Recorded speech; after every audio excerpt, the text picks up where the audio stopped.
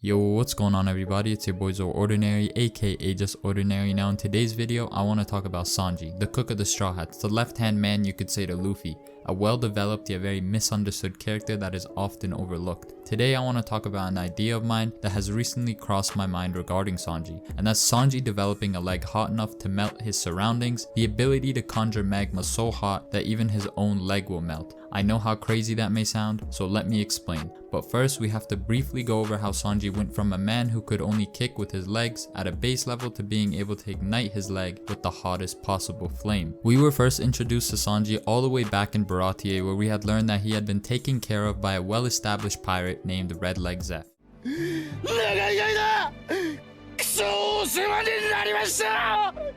taught Sanji that hands are for cooking and that feet are for fighting. When we first met him, he was seen kicking with only his strength alone, which was strong enough to beat fishmen like Korobi who are 10 times stronger than a human. Sanji, just like the rest of the crew, were breezing through the Grand Line until they arrived at Water 7, where they encountered CP9. They were so strong that they were nearly wiped out, which meant all the Straw Hats needed new power-ups. And that's where Enies Lobby came in. Sanji versus Jabra. For the first time ever, he lit up his leg and developed the most iconic Sanji attack to date, Diable Jambe. He had made his first steps to developing legs so hot that Yonko commanders would fear him. After the Straw Hats' defeat in Sabaody, Sanji, just like the rest of the crew, spent 2 years training and becoming stronger. While Sanji was stuck on Kamabaka Island, he acquired Haki and the ability to ignite his flame without having to spin around, which only made his attacks more powerful. Then in Fishman Island, because of his trauma during the 2-year time skip, he developed Hell's Memories that would not only fire up his leg but also fire up his entire body, which means in scientific terms his flame got hotter due to the increase in size of the flame, causing more oxidation to occur, which results in higher temperature flames. There's something about him we don't know about, bruh.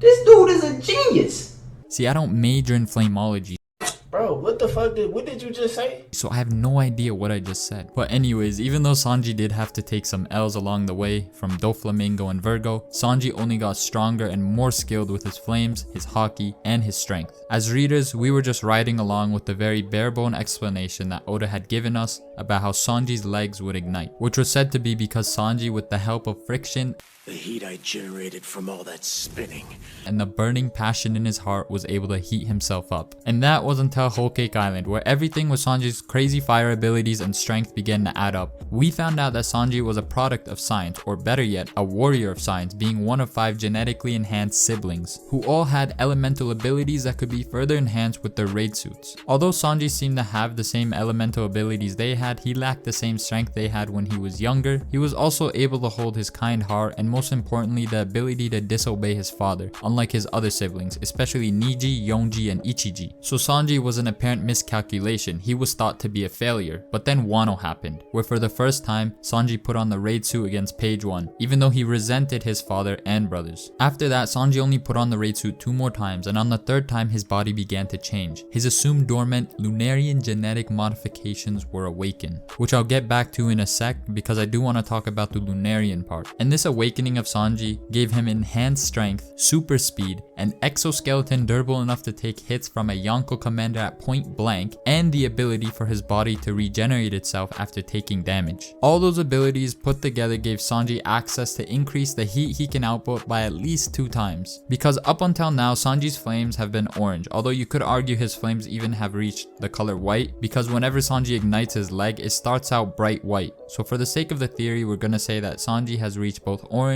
and white flames, making his leg as hot as 1100 to 1500 degrees Celsius, while Ifrit Jambe being a blue flame means that Sanji's leg is reaching temperatures of at least 2500 to 3000 degrees Celsius. Now if the One Piece world worked like our world, it would mean that Sanji has reached the hottest known fire. But thankfully this is fiction, so I believe from how Oda has been heating up Sanji throughout the series, Sanji is only gonna get hotter from here on out. And I think Sanji has the proper foundations in place to increase the temperature of his leg even more. Sanji is gonna go past the threshold of that of a blue fire to the point where even his own leg won't be able to withstand the temperature. But before that, I want to touch on the fact that there's a chance that Sanji has been modified using Lunarian DNA. because I think it will only add more weight to this theory. As we know, the Lunarians are a race blessed with insane durability, sturdy enough to even rival that of Kaido's, and they hold the power to summon and shoot out flames however they like. Now from what we saw from King, Sanji's abilities seem very similar to that of the Lunarians, which Queen pointed out during the early stages of their fight.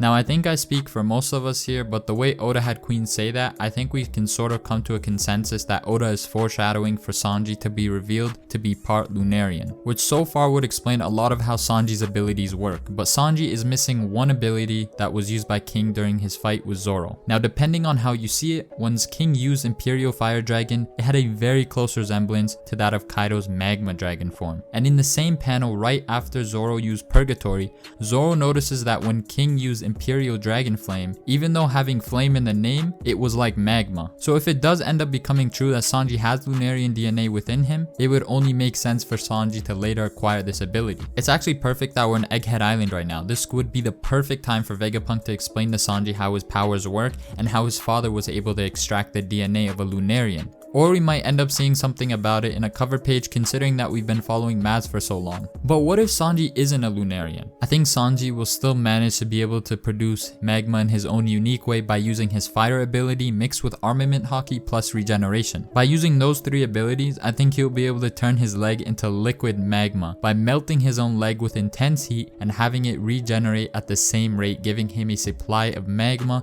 that is only bound by his stamina. Although we don't know the complete extent of Sanji's regeneration ability and endurance, I think it's safe to assume that both are finite and probably go hand in hand. And if you think about it, it's crazy that Sanji might actually have higher potential than that of a race of people who are considered gods in the One Piece world. While King has to turn off his flame to increase his speed, Sanji can move faster than him without having to extinguish his flame. And he has regeneration, which King doesn't have. And his Ifrit Janbei flame is even stronger than that of King's flame. The only thing I would say King far surpasses Sanji in would be durability. The more I think about it, the more I think Sanji might actually be able to defeat someone like King at this moment. But I'm still doubtful because King's durability is on another level, while Sanji's durability is very good, but he's still able to take damage from non-advanced Conqueror's Haki attacks. I can see Sanji utilizing magma in so many different ways, like he could possibly heat up his surroundings, sort of like a heat wave, which he can then use to form mirages. What if he could make it so hot in the area that any living thing would be completely deprived of water? It could also be the perfect way for Sanji to combat someone like Green Bull if they were to fight, where he can bypass Green Bull's countermeasures against heat and take full advantage of his weakness, which we found out when Green Bull fought Momo and was hit by one of his blast breaths. Considering how magma is skilled in One Piece, it could give Sanji the same attack power as someone as a Kainu, who is said to have the devil fruit with the strongest attack output. And that was shown by feats against Whitebeard, where he literally burnt off half his face with just one attack, or how he one-shotted Ace. And depending on whether or not Big Mom or Kaido die, this can further prove that magma is the strongest elemental in the series by far. And in a way, that's how I see Oda getting Sanji to the next level that Luffy and Zoro are gonna be at by the end of the series without having to give him advanced Conqueror's Haki. Now, I'm not saying I'm opposed to Sanji unlocking Conqueror's Haki, because you could argue Oda will give it to Sanji because he's the wing of the future Pirate King, but from the explanation we got for those who have the ability, giving it to Sanji would in a way contradict that. But that's a discussion for another video, so the route I see Oda taking is just further increasing Sanji's attack power to as high as possible without giving him Conqueror's Haki. And even though Zoro is my favorite character, I have to show some appreciation to Sanji.